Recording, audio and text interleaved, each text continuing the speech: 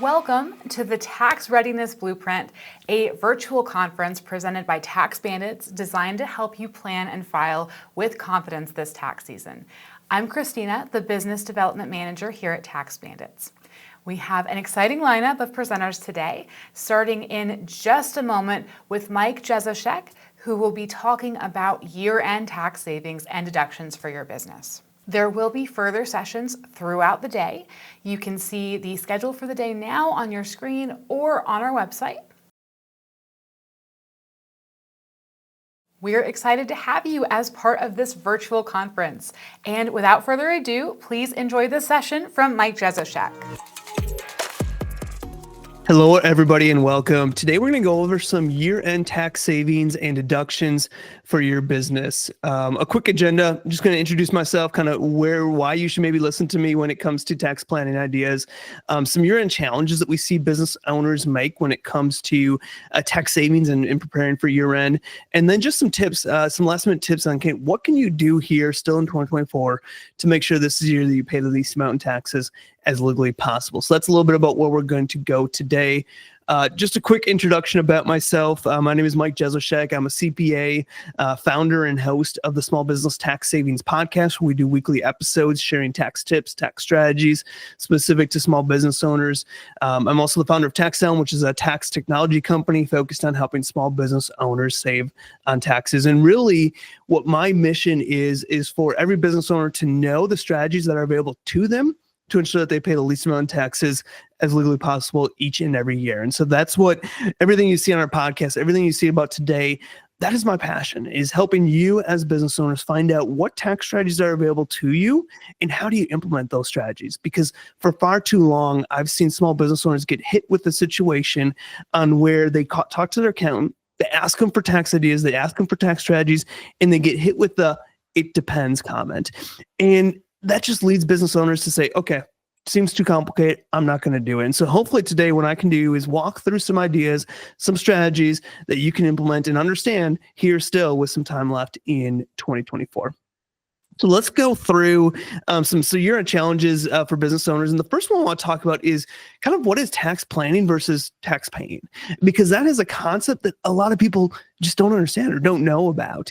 And so tax planning is this idea of what strategies can I learn and implement before year-end to pay the least amount of taxes as legally possible. So it's doing strategies, doing things inside your business to lower the amount of tax liability that you're going to face. Tax paying or tax filing is preparing and filing your tax return. And all that is it's taking information and it's sending it up to the government agencies and it's showing those agencies, here's what my business did. And then you either got a tax bill or you got a refund coming back, depending on where you're at in that situation. So tax filing doesn't provide you with any tax savings. All that's doing is just reporting information. And of course it's important and it's required by law, but tax filing does not save you taxes. And so that's why I always say, when I talk to business owners, I want their focus during the year to be on tax planning. What can I do? What strategies can I learn? What strategies can I implement to pay the least amount in taxes legally possible? And then tax filing, that comes after the year's over. That's just meeting with your accountant, and then you're back to tax planning again after that. And when we talk about tax strategies, this important concept of learning versus implementing is important, because I get people all the time that listen to the podcast say, I love your content, but then they don't do anything with it. They learn about these strategies, they learn about these concepts and ideas on how they can save on taxes, but they don't do it. And that doesn't provide them with any savings either. And so in order to truly see results from the planning that you're doing, you need to take the time to implement. So if you're one of those people that has been sitting around in 2024, you hear about these tax strategies, you hear your friends talk about them, and you're like, oh, that's a great idea, and I know this tax strategy, take the time now to implement. And when I talk about implementation, it's not just solely implementing, it's doing correct implementation. And correct implementation means that we're dotting our I's, crossing our T's, and doing everything we can to ensure that whatever deduction we're taking, whatever strategy that we're implementing, we have all the documentation on file to support that in case the IRS ever came knocking. That's what helps us sleep good at night, knowing that, hey, we're set, we're good. If the IRS comes knocking, it doesn't matter, because I'm just handing them these items and they can feel good about it. One thing that we can do before year end is get your bookkeeping caught up. I always say the bookkeeping is the backbone to your business. And this is so important, especially when it comes to tax filing. In order to file a tax return, you need a solid set of bookkeeping. You need a solid set of financial statements. That's an income statement, a balance sheet. And the last thing I want to see you do is rushing to get that done in January, to get all your 1099s up and ready and rushing all these things, because guess what? When we rush, we miss things, we make mistakes, and that can lead to consequences down the road, whether that is making a mistake that's going to get the IRS knocking on our door, or making or missing something that's going to make us lose out on a tax deduction. So take the time now. Take the time now to get your bookkeeping caught up so that once 1231 hits, your bookkeeping's up to date and you're ready to move forward into that next year. And then finally, as I talked about with this idea of implementation, again, we don't want to just learn. We want to take what we've learned and actually implement, because that's what provides the tax savings.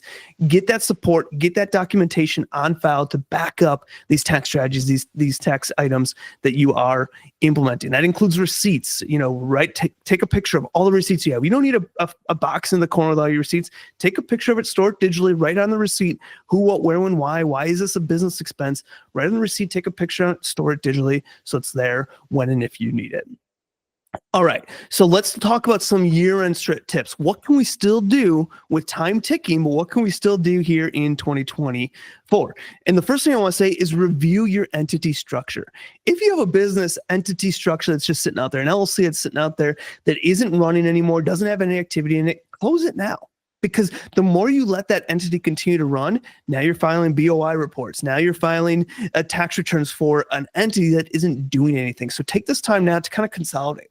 Look at what you have and take the time now to close out any entities that you're no longer utilizing. The other thing is we're going to talk about S Corporation. We talk about S Corporation a lot on our podcast, but the S Corporation is a tax strategy that helps you minimize the amount that you pay in self-employment taxes. The thing with an S Corporation, it's a tax election. It's not an entity structure, it's a tax election.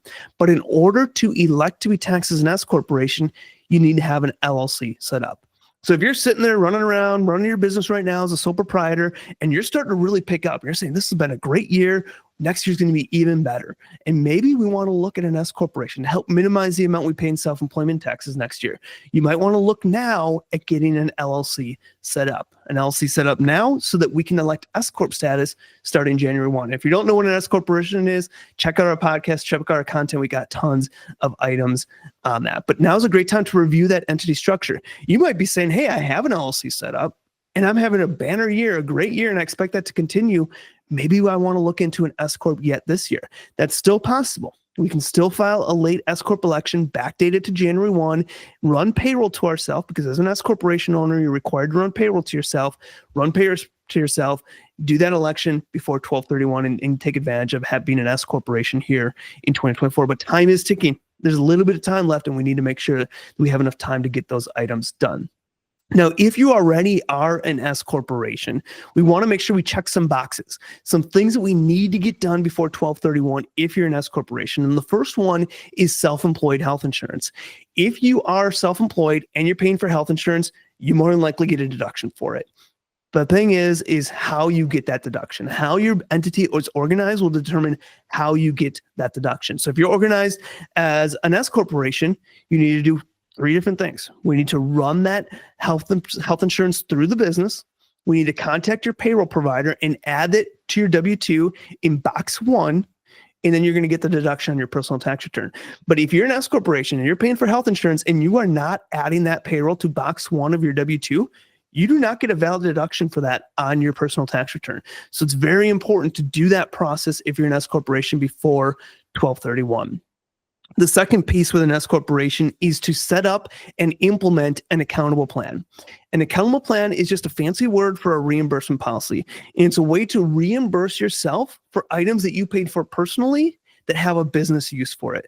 So think of home office or a personal automobile that has business use, or maybe cell phone and internet and those types of things. If you want to get a tax deduction for this on an S Corporation tax return, we need to have an accountable plan in place, and we need to have that reimbursement made from the business account to our personal account for that home office, for that personal automobile that I used for the business, for that cell phone. We need to have that reimbursement made in order to get a deduction. If we do all of that, Now we get a business deduction and we pay no income taxes on that money that we received from that reimbursement, but we need to have an accountable plan set up in place. So if you're operating as an S corporation, make sure you do some of those things to make sure that's done before 12/31. All right. So for everybody else that's not an S corporation or not looking at an S corporation, I want to talk about this concept of maximizing deductions, because this is one of the most missed opportunities that I see small business owners miss out on. And when we talk about maximizing deductions, we're not talking about going buying a car that you don't need or going buying a piece of equipment that you don't need. What we're talking about is moving after-tax spending into pre-tax spending. And the best way to show this concept or illustrate this concept of after-tax versus pre-tax spending is to look at it from a W-2 worker. So if you're a W-2 worker working for somebody else, you get your gross wages and your employer is taking all these taxes out of your paycheck, and then you get your take-home pay. That's whatever's left over. Your take-home pay is considered after-tax dollars. It's money that has already been taxed. But as a business owner, we have gross sales or revenue, and then we have all the expenses that go into our business, and then we're left with our profit. And we get taxed on our profit. So any spending that we do inside of our business prior to those funds being taxed, or prior to that profit amount, is considered pre-tax spending. And so when we look at after-tax versus pre-tax spending, we're saying, how can we take spending that we're going to do no matter what, but how do we find a business purpose for it and move it from after-tax spending into pre-tax spending? Let's look at it as just an example as that W-2 employee.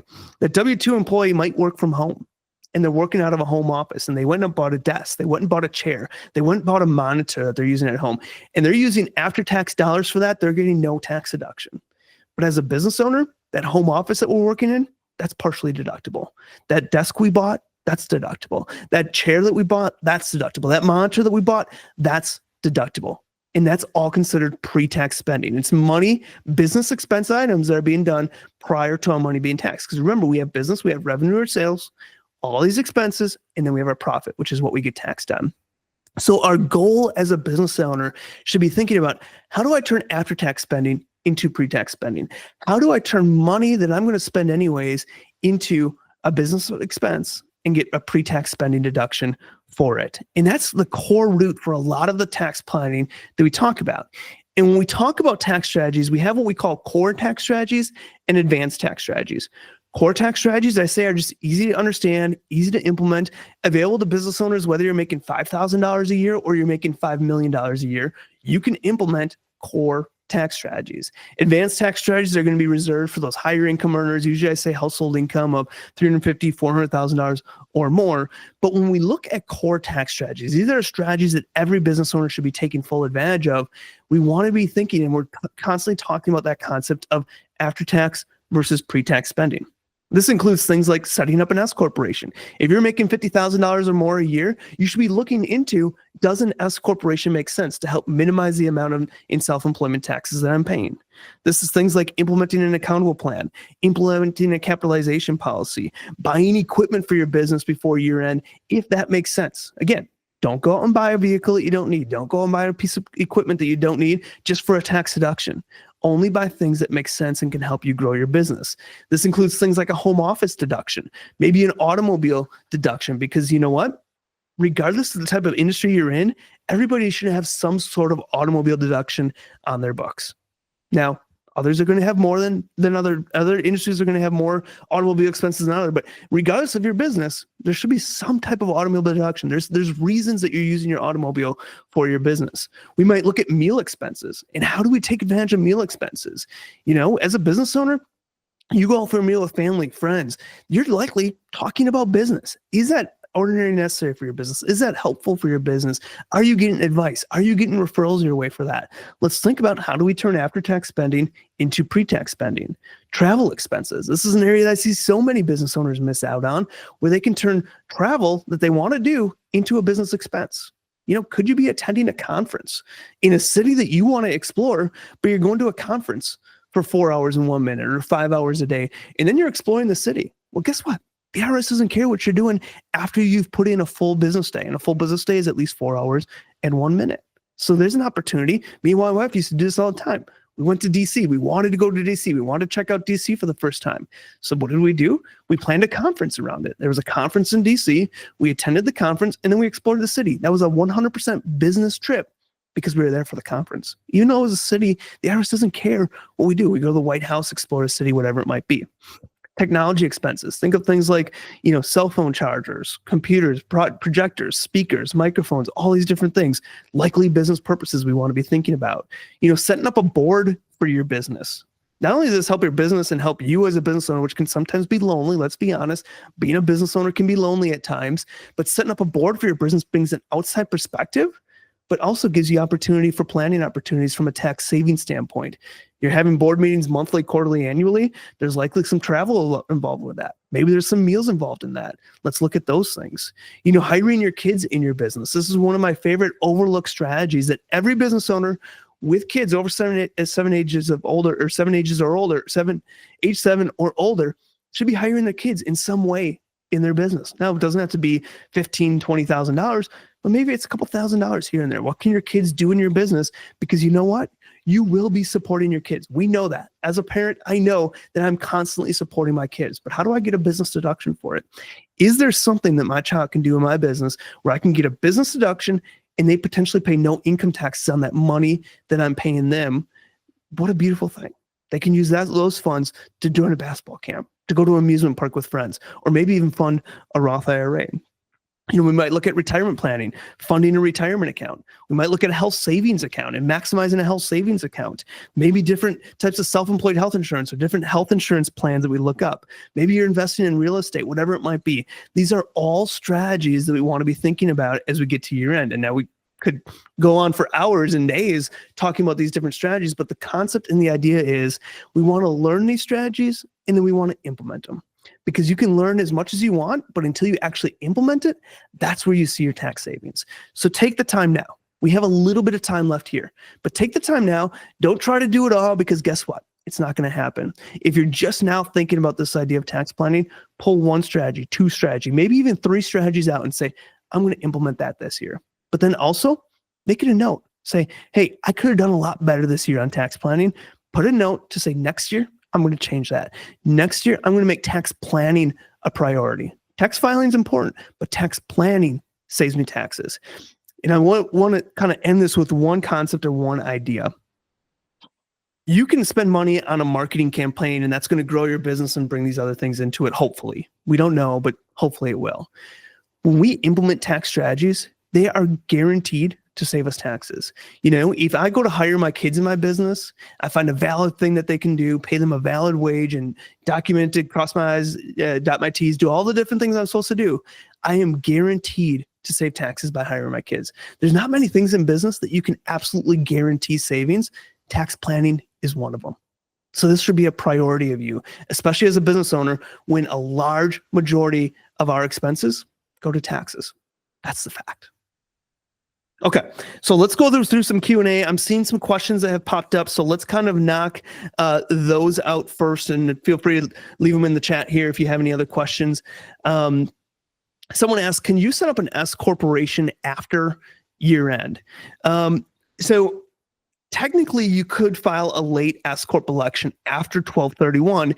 The problem would be is that in order to be an S corporation, one of the requirements is that you need to pay yourself a reasonable salary. And so if 12/31 is over, it's hard to run any kind of reasonable salary for the prior year. So if you did not run a salary and you're not organized as an S corporation for last year, I'd say for 2024, I'd say do that action now if S Corp makes sense for you. Now, S Corp's not for everybody. It's not something we want to rush into. But if S Corporation makes sense for you, do that action now if you have enough time to implement that this year. Otherwise, bite the bullet, say, could have done better this year, but make it a priority. I'm going to do S election starting January 1, 2025 and moving forward. Again, if you don't know what an S Corporation is, check out some of the content we have on that. The next question is, what about retirement contributions? Can I make those after year end? So this is a good topic, and this is timely as well. When we look at IRA accounts, so an individual retirement account, an IRA, you can make contributions to those. These are just personal accounts, not business accounts. You can make contribution to those up until April 15th. If we look at a business retirement account, so think a SEP IRA, a 401k, those types of things, employee contributions need to be made by 12/31. Employer or matching contributions or profit sharing contributions can be made up until the date that you file your tax return, including extensions. So With that being said, 12/31 is the cutoff for employee contributions. Whether you're a business owner or your employees or whatever, make sure you're making those contributions by them. We have another question here. What are the filing deadlines for the business tax returns? Yeah, great question. So if you are an S corporation or a partnership, your tax return is due by March 15th. If you choose to extend, your extended due date is September 15th. If you're a C corporation or a single member LLC, or those would be due on April 15th, which is your normal personal tax return. A single member LLC, a sole proprietor, that's all filed on a Schedule C on your personal tax return. That would be April 15th. If you choose to extend, that extended date is October 15th. Automobile, what's the deadline to buy an automobile? If you buy an automobile and you want to get a deduction here in 2024, you need to place that vehicle in service by 12/31. What does placed in service means? It means you've drove it at least 1 mile. So if you order a vehicle today and it comes January 15th, you don't get that deduction until next year. You order that vehicle, you go to a lot today, you walk off with that vehicle today, you drive at least 1 business mile before 12/31, that vehicle can qualify for a deduction here in 2024.